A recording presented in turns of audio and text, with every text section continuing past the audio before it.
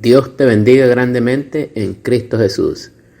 Hoy vamos a ver una enseñanza que se llama dones espirituales. En el mundo cristiano hay muchísima confusión con esto de los dones espirituales. Tanto es así que ha producido divisiones y muchas religiones o denominaciones han derivado del entendimiento privado que ha tenido cada uno respecto a esto. Pero para entender correctamente este tema, debemos partir de la definición de lo que es un don. Según el diccionario, don es una dádiva, regalo o presente que se recibe. En el caso de don espiritual, es un regalo espiritual que se recibe de parte de Dios. Nadie trabaja o se esfuerza para obtener un don, porque si no, ya no sería un don o regalo, sino que sería un pago.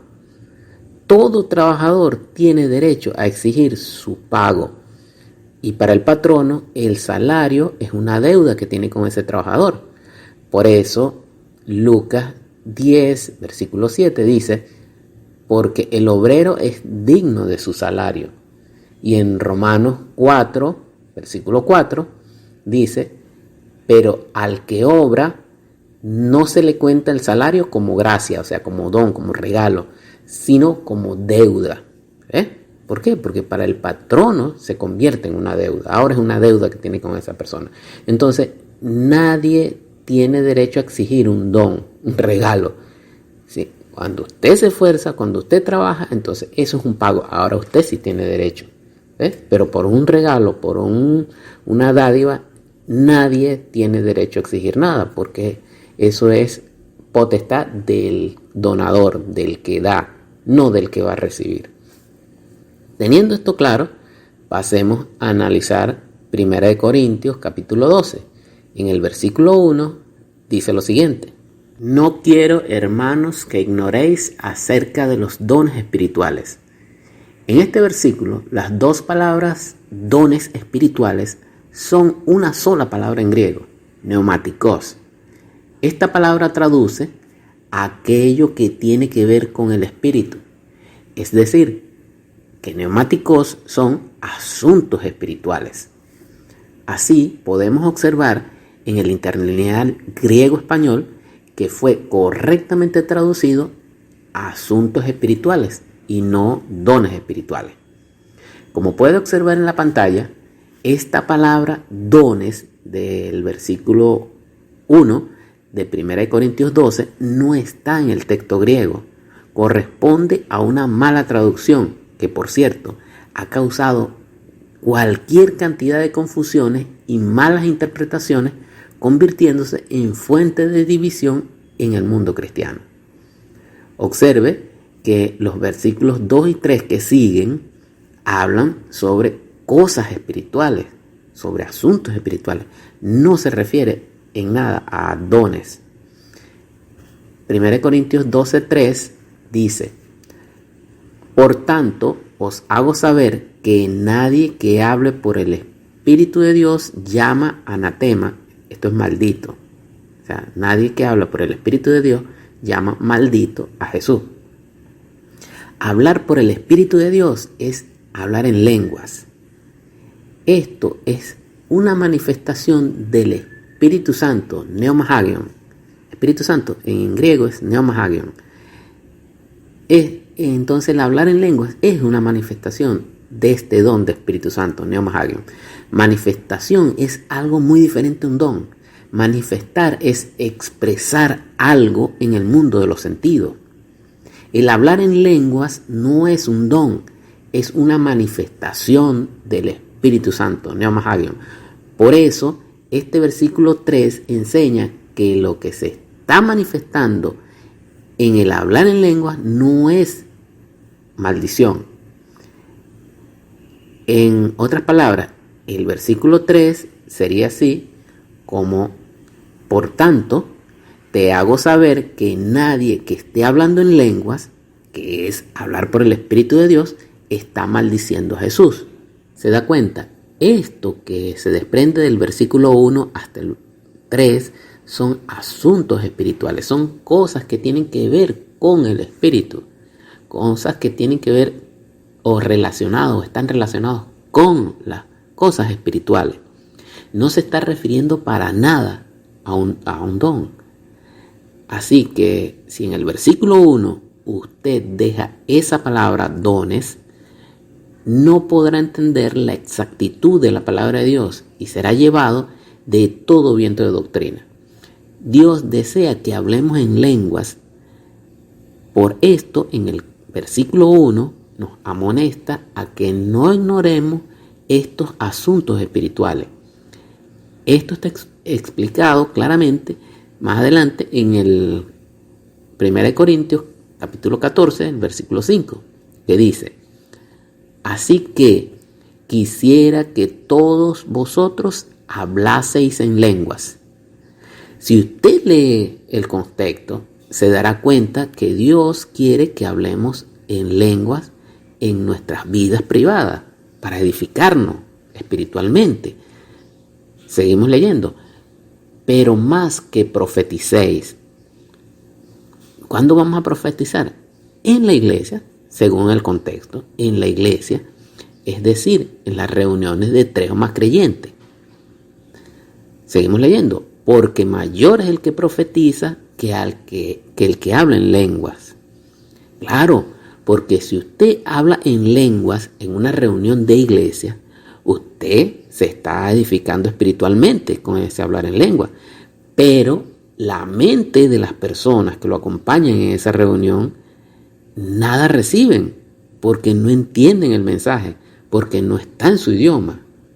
Seguimos leyendo y dice: a no ser que las interprete para que la iglesia reciba edificación. Así es. En la reunión de iglesia, la persona que habla en lenguas o que va a hablar en lenguas debe interpretarla. ¿Para qué? Bueno, para que los creyentes que están presentes reciban el mensaje en su propio idioma y puedan entender y así recibir edificación. Esto es lo que dice este versículo. El hablar en lenguas, profetizar e interpretar lenguas son manifestaciones del don de Espíritu Santo, Pneumahagion. No son el don, sino manifestaciones de ese don, de ese Pneumahagion. Usted confiesa a Jesucristo como su Señor y Salvador y entonces usted recibe el don de Espíritu Santo, Pneumahagion. Usted en ese momento tiene el don y para siempre. Luego, usted con su libre albedrío decide manifestar o no ese don.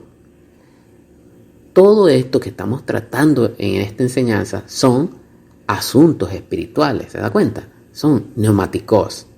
Los capítulos 12, 13 y 14 de 1 Corintios deben ser leídos juntos para poder entender la grandeza de la exactitud de la palabra de Dios. Pero volviendo al capítulo 12, seguimos leyendo y al llegar al versículo 4 dice: ahora bien, hay diversidad de dones, pero el Espíritu es el mismo. En este versículo 4 sí existe esa palabra dones en el texto griego y es la palabra carismata. Carismata son dones de gracia de Dios para el provecho de los demás. Observe que en este versículo cambió de asuntos espirituales de manera general a uno específico, carismata.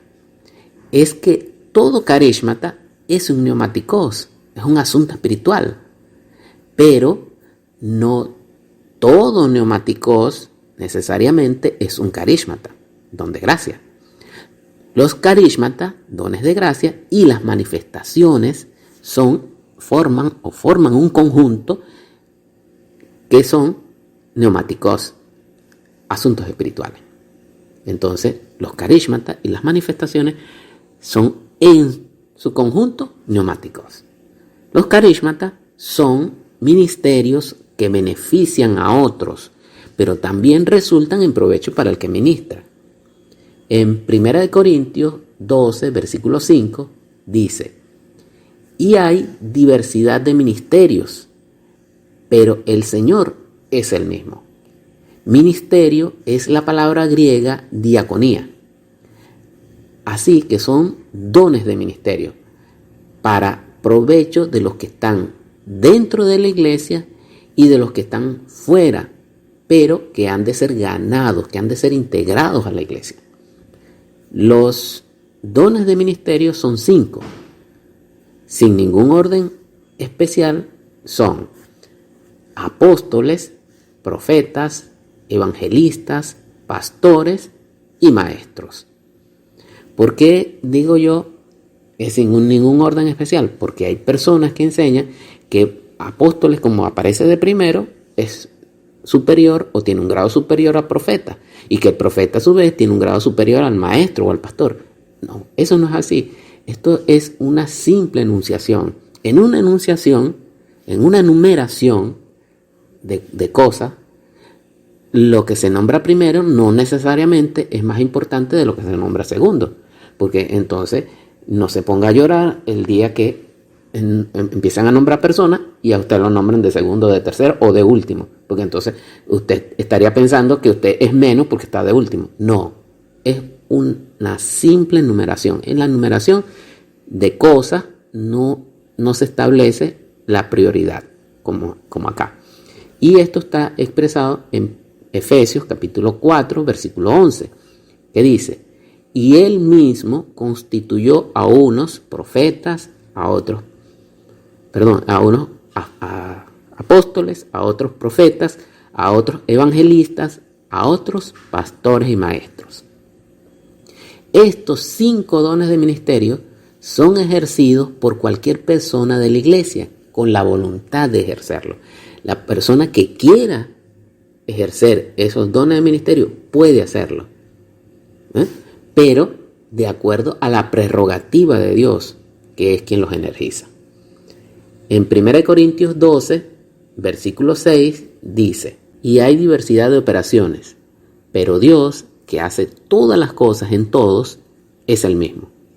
La palabra operaciones en griego es energema, de donde proviene nuestra palabra energía.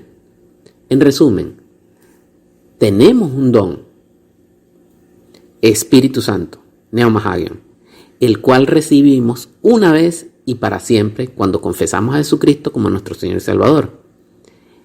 Este don, Pneumahagion, tiene 9 manifestaciones en el mundo de los sentidos, las cuales nos permiten darnos cuenta de que ese don que llevamos adentro y que no se ve. Estas manifestaciones son asuntos espirituales, son neumáticos.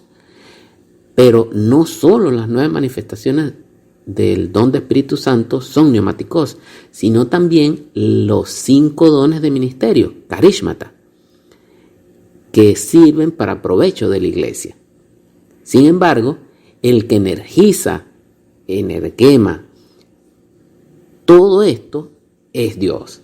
Así que Él es el grande entre los grandes. Él es el que nos da cada herramienta y toda la energía que nosotros necesitamos para salir adelante, personalmente y como en conjunto, como iglesia, para que seamos más que vencedores, para que vayamos adelante y para que sigamos siempre el camino que Dios desea para nosotros y que ha dejado trazado para nosotros por medio de nuestro Señor Jesucristo. Dios te bendiga grandemente en Cristo Jesús.